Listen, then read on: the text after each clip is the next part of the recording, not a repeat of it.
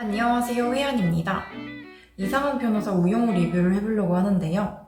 저는 자폐에 대해서 잘 몰라서 장애에 집중을 해서 리뷰를 해보려고 해요. 이거를 보면서 제가 현실 공감을 정말 많이 느꼈는데 특정 장면들을 보면서 막 제가 겪었던 일들이 막 겹쳐서 떠오르고 막 그랬었거든요. 그 장면들을 같이 보면서 제가 비슷한 일을 겪었던 썰들 같은 거 풀면서 리뷰를 한번 해보도록 하겠습니다.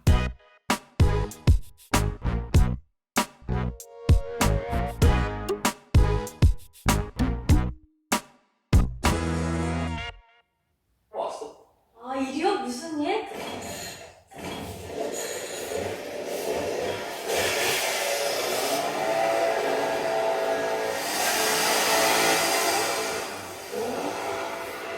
오빠 아직도 봉사하는구나. 봉사? 지금 나놀이 활동하는 거 아니에요? 아니, 봉사는 무슨 봉사야? 아니야, 그건 뭐. 빨리 가봐, 나 늦었어. 오늘 가야 돼. 어? 아, 네, 오빠. 반가웠어요. 화이팅! 봉사. 이거는 진짜 보면서 정말 노이로제 걸릴 것 같은 장면이었거든요. 봉사하냐는 소리를 저는 뭐 그렇게까지 많이 듣진 않는데 아마 다른 장애인 분들, 좀 중증 장애인 분들은 많이 들으시는 것 같다고 유튜브에서 많이 보긴 봤어요. 나는 근데 그 봉사하는 것도 좀 많이 답답했는데 그것보다는 그 마지막에 후배가 갈 때 붙잡고 화이팅 하고 가잖아요. 아, 나 그거 보고 너무너무 빡쳤어. 너무너무 답답하고 PTS 오고 막. 그거 정말 제가 정말 많이 들었던 말들 중에 하나거든요. 특히 제가 종교인을 비하하는 건 절대 아니에요. 그냥 본인이 종교를 가지고 있는 건 괜찮은데 전도를 하는 종교인을 저는 굉장히 싫어해요. 그 제가 싫어하는 부류의 전도하는 종교인들한테 특히나 저 화이팅 소리를 되게 많이 들었는데 길 지나가다가 갑자기 모르는 사람인데 제 손을 턱썩 다 잡아요. 전 깜짝 놀라죠. 모르는 사람이니까. 근데 그분은 아랑곳하지 않고 제 손을 꽉 잡으면서 진짜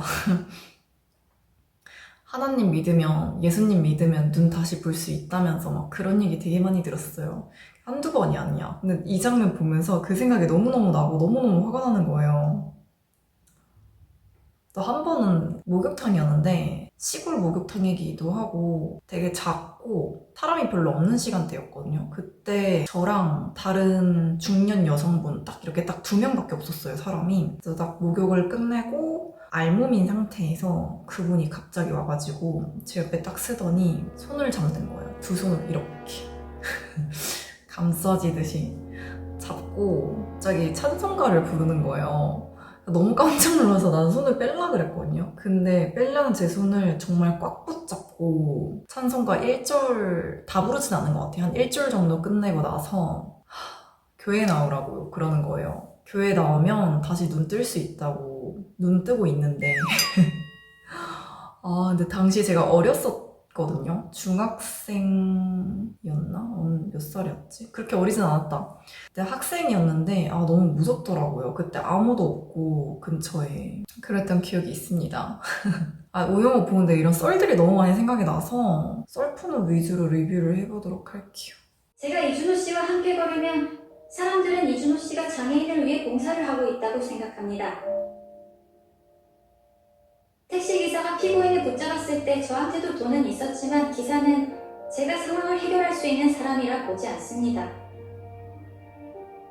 저의 자폐와 피고인의 자폐가 무엇이 같고 무엇이 다른지 저한테는 보이지만 검사는 보지 못합니다. 그렇다면 판사들도 마찬가지일 겁니다. 저는 피고인에게 도움이 되는 변호사가 아닙니다.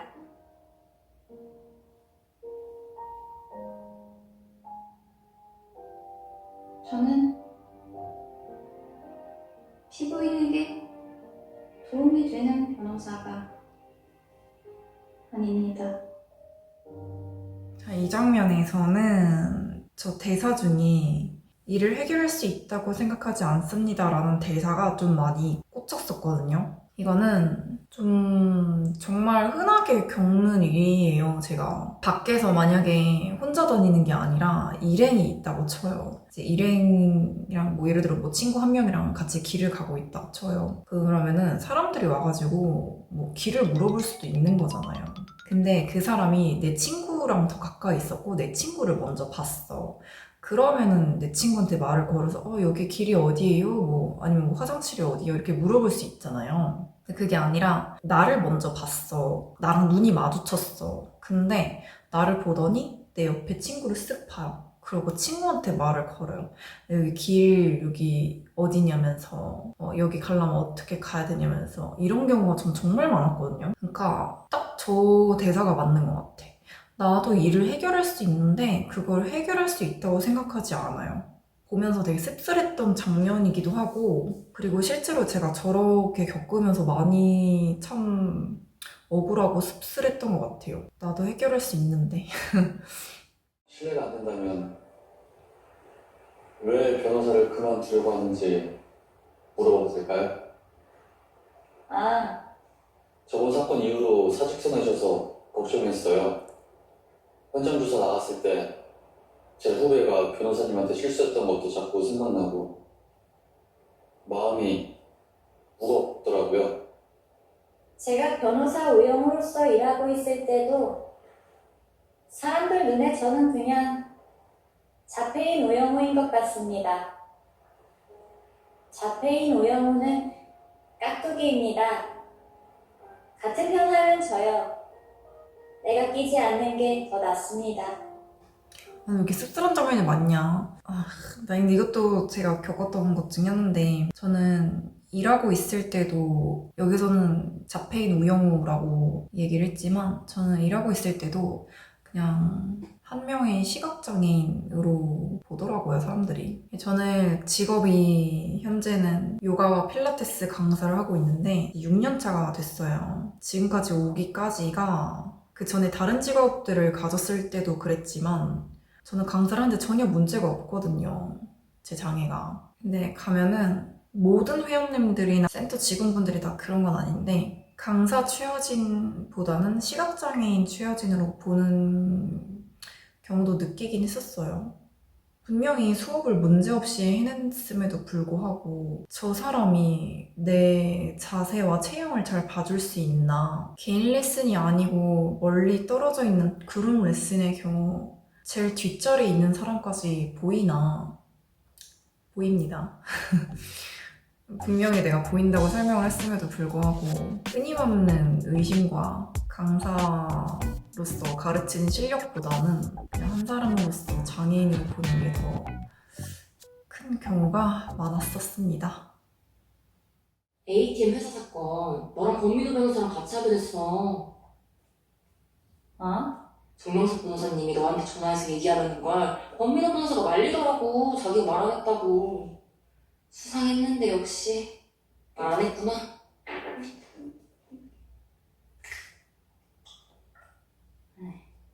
하나대 로스쿨 다닌 친구가 해준 얘긴데 권민호 변호사 로스쿨 시절 별명이 뭐였는지 알아? 몰라. 권모술수 권민호. 나 이 장면 보고 진짜 감탄했어요. 이렇게 디테일하게 드라마를 만들었다고? 대박.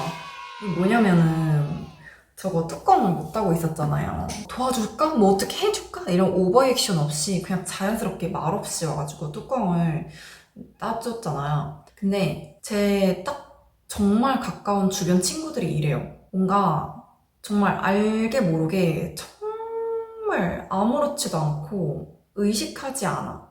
포인트는 이거예요. 의식하지 않는다. 그렇게 배려를 해줘요. 예를 들어 뭐 저는 제가 먼저 멀리 있는 거 물어보기 전에 뭐 카페 같은 데 가면은 멀리 있는 글자 같은 거 읽어준다든지 아니면은 메뉴판 글자 제가 잘 못 보고 있으면은 대신 읽어준다거나 아니면은 식당 가서 메뉴 고를 때도 메뉴판을 제 위주로 이렇게 돌려준다던가 생각해보니까 저도 생각이 나는 거예요. 너무 자연스럽게 배려를 해줘가지고 나조차도 의식을 못할 정도로 그렇게 해주고 있었던 주변 지인들이 있었네요. 너무 고맙게도. 나 몰랐어. 나 이 장면 보고 다시 한번 그런 게 생각나면서 좋은 사람들이 많구나 내 주변에 이렇게 생각을 한 번 더 하게 됐습니다. 그리고 이 장면도 너무 소름이 쫙 끼쳤어. 너무 현실 공감 디테일. 와. 상대의 눈을 상대의 눈을 딱 보는 게 자빈한테는 세상에서 제일 어려운 일이야. 맞네. 그러면 미간을 봐. 이 진실의 미간. 자, 이 장면은 제가 왜 인상 깊게 봤냐면은 정말 별거 아닌 장면일 수도 있잖아요. 근데 저 동그라미 친구가 상대의 눈을 딱 보라고 그러면은 이제 우영우가 자폐인들은 그게 힘들다라고 자폐에 대해서 설명을 해주잖아요. 그렇게 했을 때 그냥 자연스럽게 넘어가는 거. 이걸 되게 인상 깊게 봤거든요. 근데 이게 왜 인상 깊냐면은 보통은 사람들이 장애에 대해서 잘 모를 수 있다고 생각해요, 저는. 누구나 뭐 모르는 부분이 있기 때문에. 그래서 몰라서 하는 행동이 있어가지고 그거에 대해서 나는 예를 들어 저 같은 경우는 나는 시각장애 때문에 그거는 좀 어려울 것 같아 라고 말을 할 수도 있는 부분이 있을 거 아니에요. 그러면은 보통 사람들 같은 경우는 반응을 어떻게 하냐면 진짜? 몰랐어. 미안해. 이렇게 반응을 해요. 진짜 과장이 아니야, 이거는. 진짜 딱 대부분의 사람들은 이렇게 반응을 합니다. 몰랐을 수 있어. 근데 그게 왜 미안해. 이거를 자연스럽게 동그라미가 넘어간다는 걸 인상 깊게 봤습니다. 자, 여기서 소신 발언을 하나 하자면 소신 발언이 아니지. 하여튼 자, 여기서 예시를 제가 한번 들어볼게요. 장애인 말고 비장애인 A와 비장애인 B가 만나서 밥을 먹으러 갔어요. 근데 둘이는 오늘 처음 보는 사이라서 서로에 대해서 잘 몰라요. 메뉴를 막 고르는데 A가 이 음식은 어때? 라고 물어봤는데 B가 나 그거 알레르기 있어서 못 먹어 라고 했어요. 그러면은 보통 사람들 같은 경우는 그래? 그럼 다른 거 먹자? 하고 그냥 넘어가잖아요. 왜냐면 거기다 대고 누가 알레르기 있어. 미안해, 몰랐어. 이러진 않잖아요. 그쵸? 나는 장애인도 똑같다고 생각해요. 그냥 생활 습관이 다른 거예요. 비장애인끼리도 생활 습관이 달라서 서로 이렇게 몰랐던 부분이 있고 그 부분을 얘기하면 그냥 자연스럽게 넘어가잖아요. 장애인도 똑같아요. 그냥 생활 습관이 달라서 이런 부분이 어려운 부분이 있는 거고 이런 부분은 뭐 좀 괜찮은 부분이 있는 건데 그거에 대해서 얘기했을 때 너무 과하게 동정으로 보는 느낌? 아까는 알레르기로 예를 들었는데 알레르기 말고도 키가 큰 사람이랑 키가 작은 사람이 생활 습관이 다를 거 아니에요. 키가 큰 사람은 좀 천장이 낮은 데 들어갈 때 이렇게 숙이는 버릇이 있을 거고 키가 작은 사람들은 높이 있는 천장에 있는 물건을 집을 때 꼭 반드시 뭔가 밟고 올라설 물건을 찾는다든지. 근데 그런 거 가지고 몰랐어, 미안해 이러진 않잖아요. 그쵸? 그냥 학습되어서 대하는 것보단 좀 되게 자연스럽게 대하는 상황이 왔으면 좋겠어요. 오용훈 변호사요? 예, 알죠. 이번 사건 같이 합니다. 그 오변한테는 핸디캡이 있잖아요. 예, 그래서 어쩔 수 없이 제가 안고 가야 되는 부분이 생기네요. 수고는요, 무슨. 남들은 시간 내서 봉사활동도 가는데, 예? 저도 이 정도는 해야죠. 안 그렇습니까? 예. 알겠습니다. 그럼 조만간 식사 한번 하시죠. 예, 들어오십시오. 충성. 나 이거 약간 이 장면 또 PTSD가 이게 아직까지는 우리 사회가 좀 장애인을 약간 뭐라 표현할까? 아랫사람 보는 것처럼 부족한 사람으로 본다고 그래야 될까?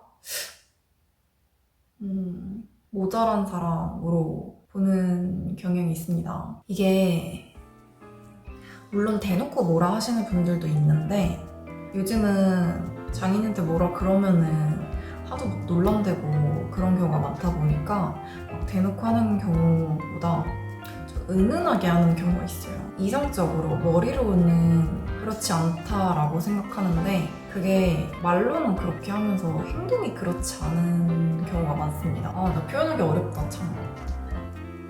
예를 들어서 되게 사소한 것들인데 제가 좀 도와줄 수도 있고 그렇잖아요. 밥 먹을 때, 청소할 때, 이럴 때 이게 배려랍시고 그런지는 모르는데 저도 충분히 할 수 있거든요. 근데 너는 그런 거 안 해도 돼. 너 가서 쉬고 있어. 이런 경우가 되게 많았어요. 그렇다기보다는 사람들은 나와 너로 이루어진 세계에 살지만 자폐인은 나로만 이루어진 세계에 사는데 더 익숙해서 그렇습니다. 사람들이 나와는 다른 생각을 할 수 있다는 거, 다른 의도를 갖고 날 속일 수도 있다는 걸 머리로는 이해하지만 자꾸만 잊어버려요. 거짓말에 속지 않으려면 매 순간 의식적으로 노력해야 합니다.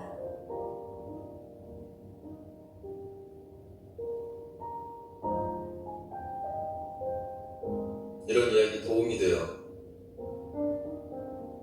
도움이 돼요? 네.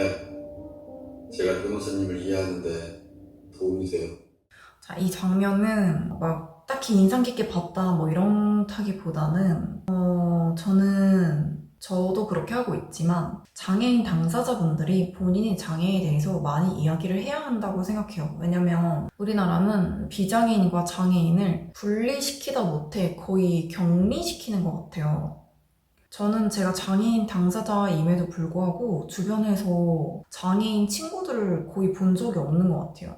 근데 제가 친구들한테 물어봤어요. 너 혹시 주변에 장애인이 나 말고 또 있냐? 근데 없대요. 그리고 실제로 그냥 잘 모르는 걸 수도 있는데 지나가서 길만 봐도 장애인을 물론 보죠. 가끔씩 보긴 보는데 그렇게 생각보다 많이 보진 않는 것 같아요. 그래서 그만큼 사람들이 잘 모를 수 있고요. 그리고 딱히 뭐 관심도 많이 안 줄 뿐더러 매체에서도 그냥 딱 만들어진 이미지만 내보내지 실제 장애인이 어떤지에 대해서는 그렇게 막 다루진 않아요. 그냥 대본대로 이용하지. 그래서 당연히 나는 사람들이 장애인을 되게 외계인 보듯이 동물원 동물 보듯이 이렇게 보는 게 이해가 돼요. 몰라서 그러는 거잖아. 그래서 매체에서도 좀 많이 다뤄주면 좋긴 하겠지만 장애인 당사자도 본인 장애에 대해서 좀 많이 얘기를 하고 좀 당당하게 얘기하고 그러면은 주변 사람들부터 시작해서 그래? 그랬었구나. 나 몰랐어. 그냥 이렇게 조금씩 변할 수 있지 않을까라고 생각을 합니다. 아니야? 응, 너 그런 거 아니야. 그럼 난 뭔데? 너는 나는? 봄날의 햇살 같아. 로스쿨 다닐 때부터 그렇게 생각했어. 너는 나한테 강의실의 위치와 휴강 정보와 바뀐 시험 범위를 알려주고 동기들이 날 놀리거나 속이거나 따돌리지 못하게 하려고 노력해. 지금도 너는 내 물병을 열어주고 다음에 구내식당에 또 김밥이 나오면 나한테 알려주겠다고 해. 너는 밝고 따뜻하고 착하고 다정한 사람이야. 봄날의 햇살 최수연이야. 이거 표현이 너무 예쁜 것 같아요. 봄날의 햇살. 어떻게 저런 생각을 했을까? 참 예쁜 생각인 것 같아요. 저도 저런 최근에 봄날의 햇살 같은 경험이 있었어요. 뭐였냐면 제가 유튜브 컨텐츠로 성교육을 많이 하고 있잖아요. 근데 한국이 아직 많이 보수적이다 보니까 성희롱도 되게 많고 댓글창이 요즘 더럽거든요. 예전에 비해서 특히 요새 진짜 댓글창이 너무 보기 싫을 정도로 온갖 성희롱이랑 온갖 안 좋은 소리들이 많았는데 그중에 이런 댓글이 달렸어요. 댓글들 참 이상하네요. 한국 사람들이 성에 대해서 많이 보수적이죠. 선진국일수록 활발한 페티시 문화도 한국에선 그냥 변태 취급이죠. 경제 수준은 많이 올랐는데 성에 대해서 무지하고 부끄럽게만 생각하는 사람들이 참 안타깝네요. 회원님이 잘못한 거 조금도 없습니다. 이 댓글을 봤는데 너무 저 봄날의 햇살 장면을 보니까 생각이 나더라고요. 이 세상은 영웅한테 기회를 주지 않아. 서울대 로스쿨 수석을 하고 변호사 시험에 만점 가까이 받아도 자폐인은 안 된대. 로펌이며 개인 사무실이며 닥치는 대로 지원해봤지만 면접조차 볼 기회가 없었어. 네, 이거는 제가 자세한 거는 또 다른 콘텐츠를 준비하고 있어서 그 콘텐츠에서 얘기를 해드릴 건데, 이 세상은 기회를 주지 않는다. 정말 씁쓸하지만 맞는 말인 것 같아요. 저도 강사를 준비를 하면서 서류 통과는 했거든요. 근데 면접을 정말 많이 봤어요. 진짜 닥치는 대로. 위치가 멀어도 신경 쓰지 않고 멀리 가가지고 봤는데 장애인은 안 된대요. 그리고 강사 말고도 강사를 하기 전에 알바 면접 같은 거 보러 가더라도 한 번도 붙은 적이 없어요. 네, 자세한 건 다른 컨텐츠에서 얘기를 풀어드리도록 하겠습니다. 그 맷돌고래와 같습니다. 낯선 바다에서 낯선 행고래들과 함께 살고 있어요. 모두가 저와 다르니까 적응하기 쉽지 않고 저를 싫어하는 고래들도 많습니다.